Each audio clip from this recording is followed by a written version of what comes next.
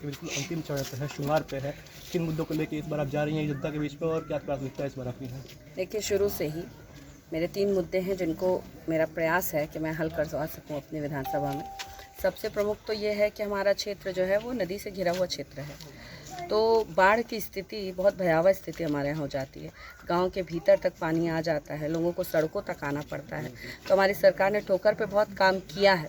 अभी पिछले जब विधायक कोई नहीं था तो भी उन्होंने बहुत काम किया, और इस बार मेरा प्रयास रहेगा कि हम और ज़्यादा ठोकरें और पुलें और अप्रोच मार्ग बनवा सकें ताकि ये बाढ़ की स्थिति कुछ कंट्रोल आए। दूसरा हमारा रहता है जल जमाव। हमारा किसानों का क्षेत्र है और जल जमाव की वजह से बहुत ज़्यादा फसल नुकसान हो रही है। तो प्रयास ये रहेगा कि जल जमाव का निकासी की समस्या हम समाधान कर सकें।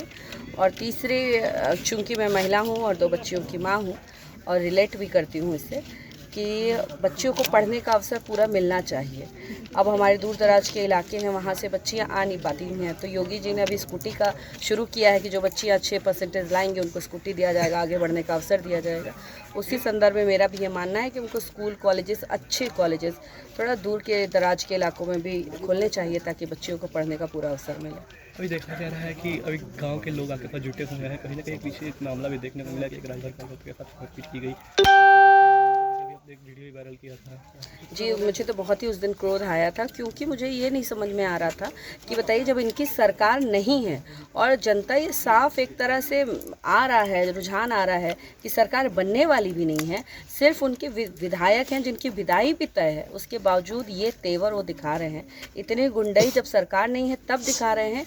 ईश्वर न करे कहीं सरकार बन जाए तो ये तो राजभरों को, हरिजनों को, पासवानों को, प्रजापतियों को, कुहारों को, ठाकुरों को, निषादों को, मलाहों को ये भीतर घुस के मारेंगे। जो भी गरीब तबका होगा, मजबूर तबका होगा, मैं कहती हूँ राजपूत और ब्राह्मण भी जो गरीब और कमज़ोर है, यादव भी जो गरीब कमज़ोर है, उसके भी घर के अंदर घुस के मारेंगे। तो ये हमें स्वीकार्य नहीं है, ना कभी था ना है।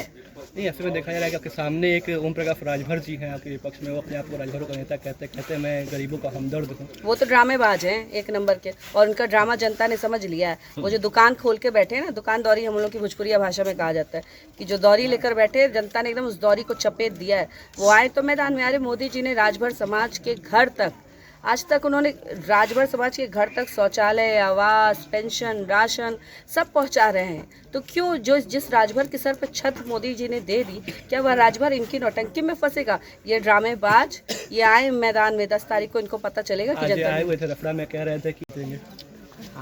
दिल बहलाने को गालिब ख्याल अच्छा है। दिल बहलाना है, बोलना है, मुंह दिया है ईश्वर ने, ऊल जलूल ऊट पटांग। अब जो अपने समाज को ये कहता हो कि हमारा समाज, जितना उत्तर प्रदेश का बजट नहीं है उतना हमारा समाज पी लेता है, वो कितना बुद्धिजीवी है और उसके दिमाग में कितना उसको समझ है, ये समझते हैं लोग। जो राजभर समाज है वो अब मेन स्ट्रीम से जुड़ चुका है। वह अपने आप को ठगा महसूस करता आ रहा था, परंतु इन सालों में जिस तरह मोदी और योगी सरकार ने राजभर समाज को अपने साथ लेकर चलने का प्रयास किया, राजभर समाज का विश्वास हमारे साथ है।